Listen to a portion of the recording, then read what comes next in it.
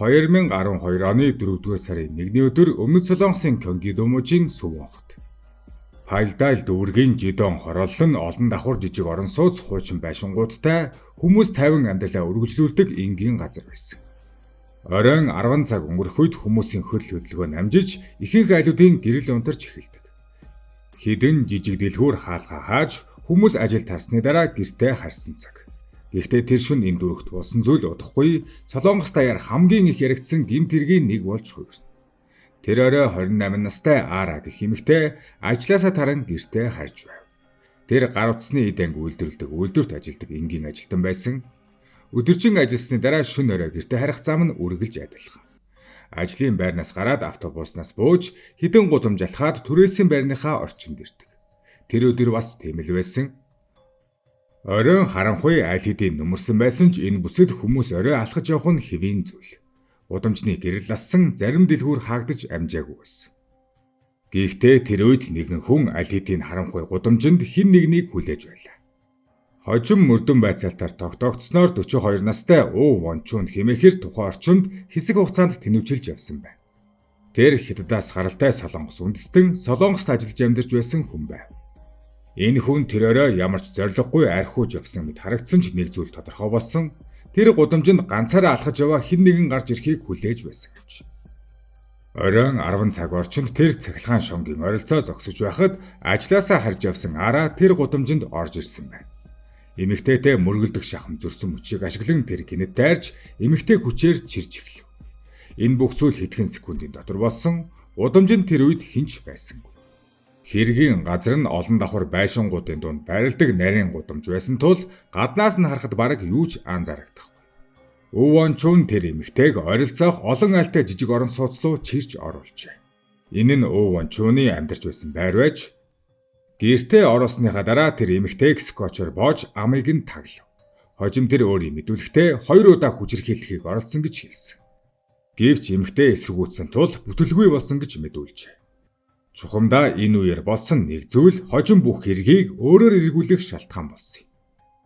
Уу Вончун хэсэг хугацаанд эмэгтэй байсан өрөөнөөс гарчээ. Тэр мөчийг ашиглан эмэгтэй ямар нэг байдлаар гараа суллаж чадсан байна. Тэр даруй хаалгыг нь дотроос нь түгжээд утас авч 112 дугаар руу залгасан байна.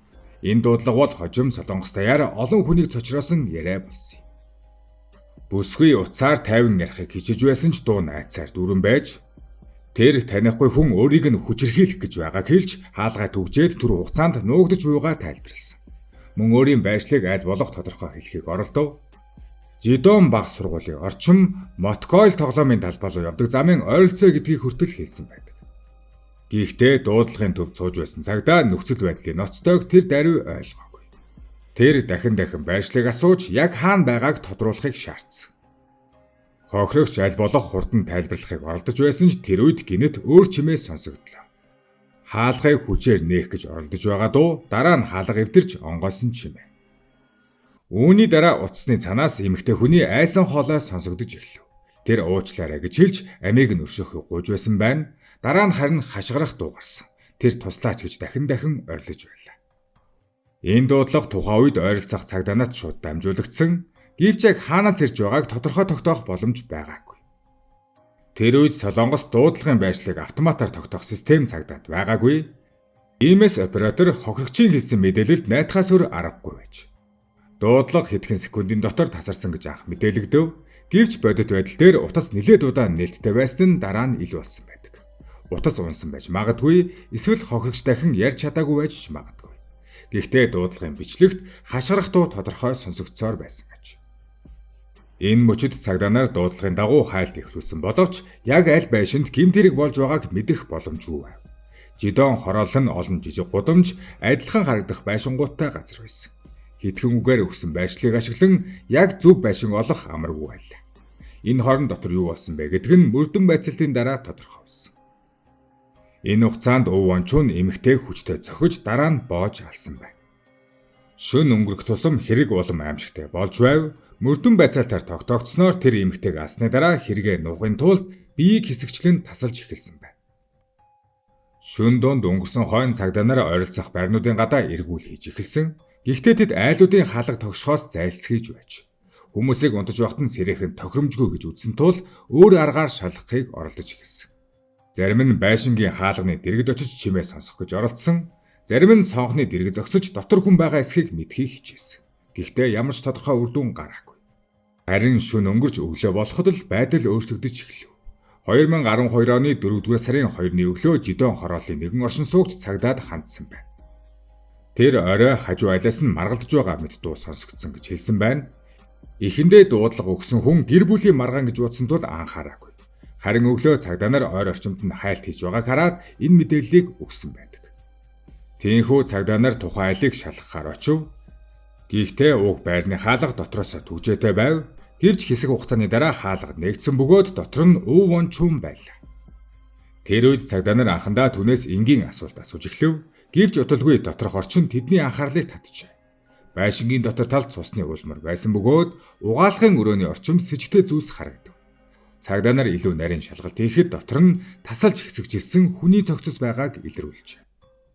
Цагдаа нарыг ирэх тухайн мөчөд өвөнчон зүгтах бэлтгэлээ хийж байсан байдаг.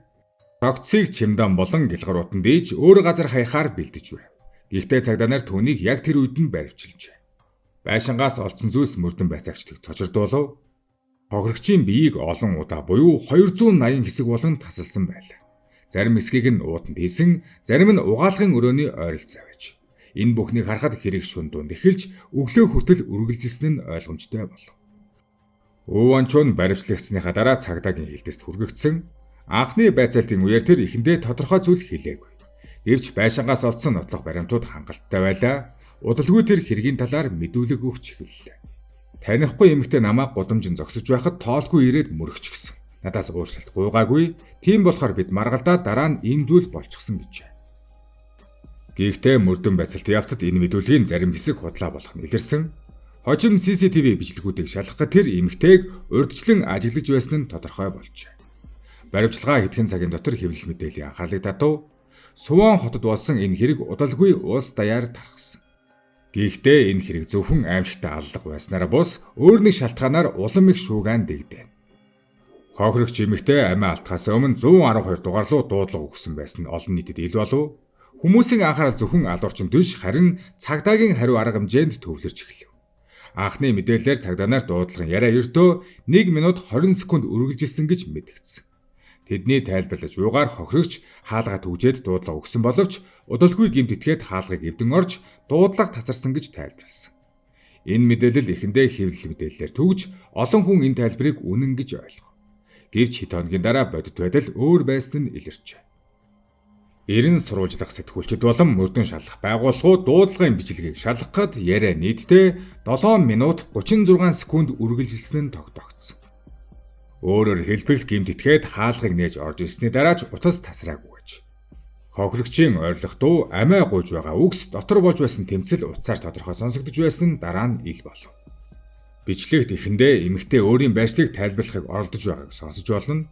Тэр Жидон баг сургуулийн орчим мотокол тоглоомын талбай руу явдаг замын ойролцоо гэж хэлж байсан. Түүний дунаас айдас тодорхой мэдрэгддэгч тэр аль болох 50 тайлбарлахыг хичээж байж. Гэтэл оператор дахин яг аль байр, аль гудамж гэдгийг асууж байсан нь бичлэгээс сонсогддог.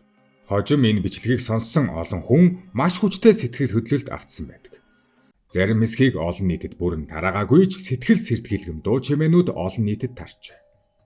Хүмүүсийн хувьд хамгийн их цочирдсан зүйл бол цагдаа нар дуудлага үргэлжилж байхад хохирогчийг олж чадаагүй явдал байсан. Мөн дуудлагын мэдээллийг цагдаа нар хэрхэн дамжуулсан талаарч асуудал гарав. Хохирогч дуудлага хийхдээ би хэн нэгний гэр дотор байна гэж тодорхой хэлсэн байсан. Гэвч энэ мэдээлэл эргүүлд гарсан цагдаа нарт бүрэн дамжуулагдаагүй байж. Бас өөр нэг асуудал нь байршил тогтоох технологи. Тухайн үед Солонгосын цагдаа нар гар утасны байршлыг шууд тогтоох эрхгүй байсан. Тэд зөвхөн дуудлага өгсөн хүний зөвшөөрлөөр эсвэл тусгай журмаар байршлыг шалгах боломжтой. Гэвч яаралтай нөхцөл гарсан ч энэ процесс олон дамжлагыг дамжиж удааширдаг байж. Энэ хэрэг гарсны дараа олон хүн нэг асуулт тавьж эхэлсэн. Хэрэг цагдаа нар илүү хурдан, илүү нарийн хайлт хийсэн бол хохирогчийг амьд олж чадах байсан. Энэ асуултанд тодорхой хариу хэлж гараагүй. Гэхдээ олон нийт цагдаагийн байгууллагыг хүчтэй шүүмжилж эхэлв. Хэвлэл мэдээлэл цагдаагийн анхны тайлбарууд буруу байсан. Дуудлагын хугацааг бууруулж мэдээлсэн. Хайлтын ажиллагаанд оролцсон хүмүүсийн тоог өөрөөр танилцуулсан зэрэг асуудлуудыг ил гаргав. Үүний дараа цагдаагийн байгууллага албан ёсоор өөрчлөлт гуйжээ. Конги Доможийн цагдаагийн удирдлагууд хэвлэлийн баг хурал хийж мөрдөн байцаалтын явцад гарсан алдааг хүлээн зөвшөөрсөн. Мөн зарим албан тушаалтнуудыг үүрэгт ажилласан чөлөөлөв. Хэд хэдэн цагдаа сахилгын шийтгэл авсан бөгөөд удирдлагын төвшөнд хариуцлага тооцсон. Гэхдээ олон нийтийн уур хилэн намжаагүй.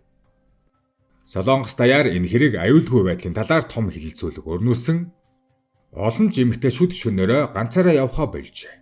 Интернет дэлгүүрүүдийн мэдээллээр энэ үед хамгаалтын тохиолдол цахилгаан шокер зэрэг бүтээгдэхүүний борлуулалт огцом өссөн байдаг. Хэрэгтэн Уванчун баримтлагдсан даруйда гол үйл явдлыг хүлээн зөвшөөрсөн боловч түүний мэдүүлгийн зарим хэсэг хожим шалгалтаар зөрүүтэй болох нь илэрснийг дээр дурдсан.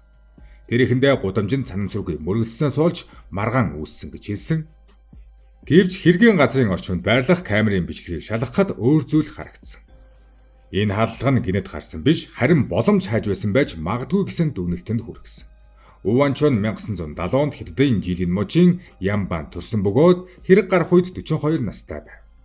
Түүний төрж өссөн бүс нутагт Солонгос үндэстний хүмүүс олон байдаг ба тэднийг Солонгост Жусонжуг гэж нэрлэдэг. Монголчууд цусан зүгийн солонгосчууд гэж ярих нэлбэг. Залуу наснда тэр энгийн ажил хийж амьдардаг байсан бөгөөд тогтвортой мэргэжил эзэмшээгүй байж. Хятад улсад байхдаа барилга, үйлдвэрийн ажил зэрэг гар ажил хийж амьдардаг байсан гэсэн мэдээлэл байдаг.